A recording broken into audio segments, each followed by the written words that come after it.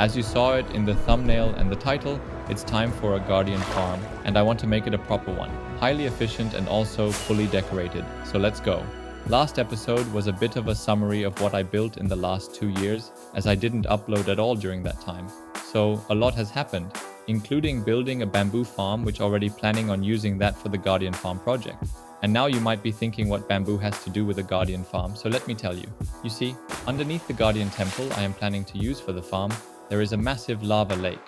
As the farm I am planning on building requires a perimeter around it, the World Eater will easily remove that lake of course, but while running it, there is a big risk of water from the ocean and waterlogged caves above flowing down onto the lava and creating obsidian as a result. If that happens, I would have to mine all that obsidian by hand, as the World Eater cannot remove obsidian and actually breaks down if there is some in the way.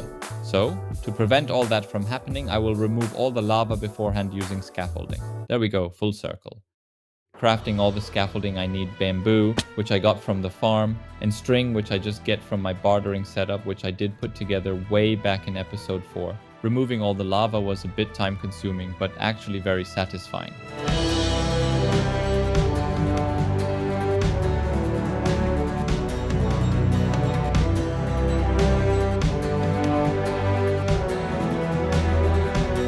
To prepare for the World Eater to run, as you all know of course, I need trenches on all 4 sides. Getting some sand from my basic end portal sand duper, I marked the outline where I need to remove the water, and then also did that 21 blocks in.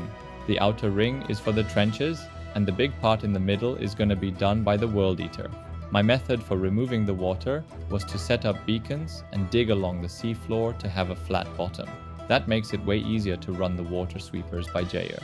With all the water gone, I could then assemble the smooth wall trenchers by Watt. Running them for the first time revealed a small problem with my plans. The sand and gravel, which I used to build the walls, has a lower blast resistance than stone, which I did not really account for.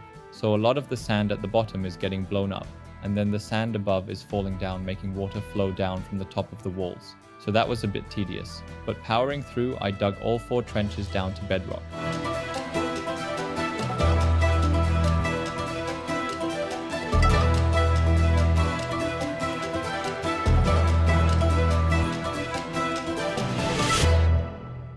Getting all the redstone supplies for building the World Eater is pretty easy at this point in my world. I just go to my slime farm to get all the slime blocks, to my raid farm to get the redstone, then I go to my honey farm to get the honey blocks. I pretty much have all the resources that I need available to me. I even have all the pistons and observers still left over from my last 2 perimeter projects, so now I am all set to build up the World Eater. This is, by the way, the 3rd perimeter already for my world.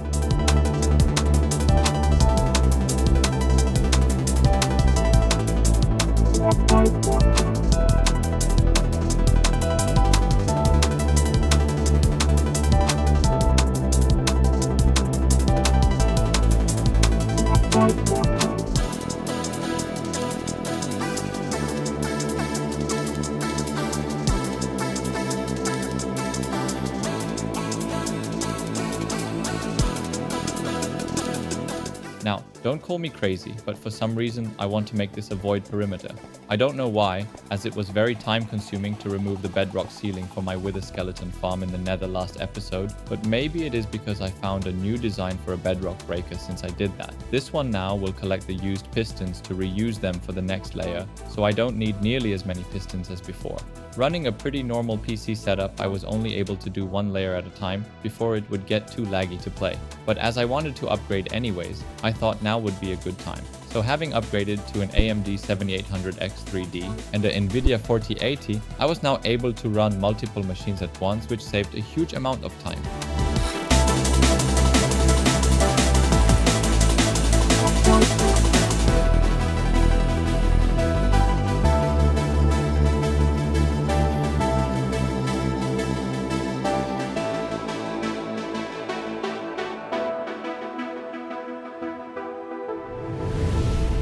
Okay, that was a painful amount of work. It took almost 80 hours just to remove the bedrock floor, but at least it looks awesome. The farm itself is a nether portal based design. So in order to not have 1,000 guardians jumping around the nether while I try to build the collection system, I will build the nether side first to avoid that. to have some space to work with, I first removed the bedrock ceiling and then mined everything down to the bottom.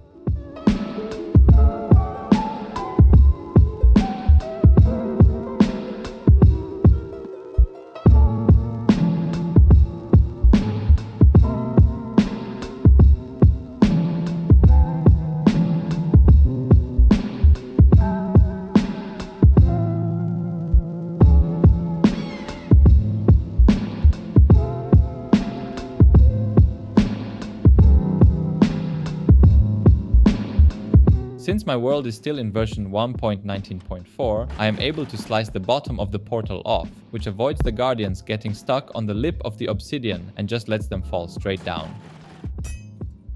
I am not happy with the storage solution yet and will probably redo it in the future, but it is sufficient for now, and that allows me to move forward with the actual farm construction. Getting all the obsidian from bartering with piglins and having the rest of the resources already in my storage, I can finally start building the farm itself, which is an older but still very effective design by Razeworks. As I have already mentioned earlier, and as you can see, it is a portal-based design. Spacing the portals 2 blocks apart and having waterlogged stairs with an empty block next to them allows the guardians to spawn in that free block and pushes them right into the portal next to it due to the flowing water. Building a roof extending around the farm increases the spawn rates as well, due to the pack spawning mechanic. Building this is fairly repetitive and took almost 20 hours.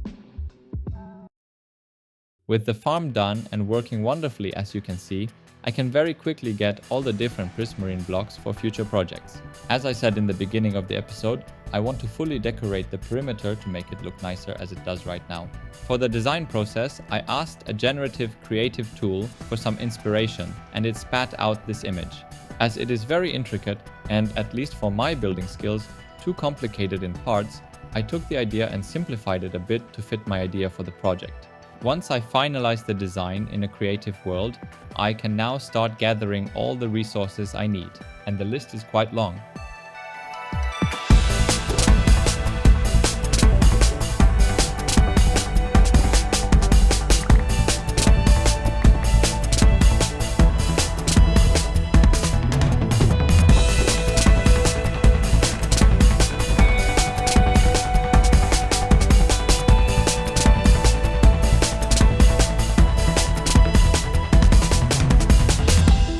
I started building the lower part first to hide all the remaining bedrock. It's kind of like 2 retaining walls holding back loose rocks and rubble to strengthen the foundation for the walls to come. The walls are a more fancy design, with pillars of pearly white quartz and turquoise walls in between. Finishing off the top are arched sections with flames at the top of the pillars and intricate wavy designs above the wall sections.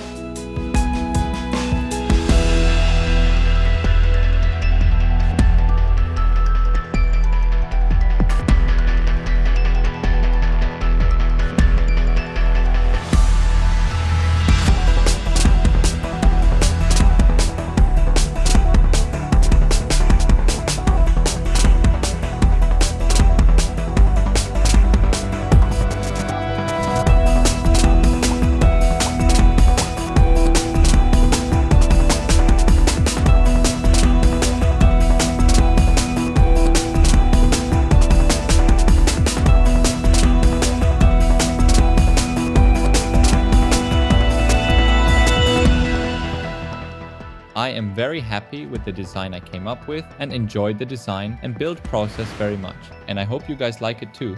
But as you can see, there is a blank space in the middle of the top of the wall sections that I think is missing something to go there. I had some ideas during the design process, but nothing really worked. So if you guys have an idea for what should go there, please let me know in the comment section. And while you are down there, feel free to leave a like as well, as it helps out greatly. Thanks a lot, and see you in the next video.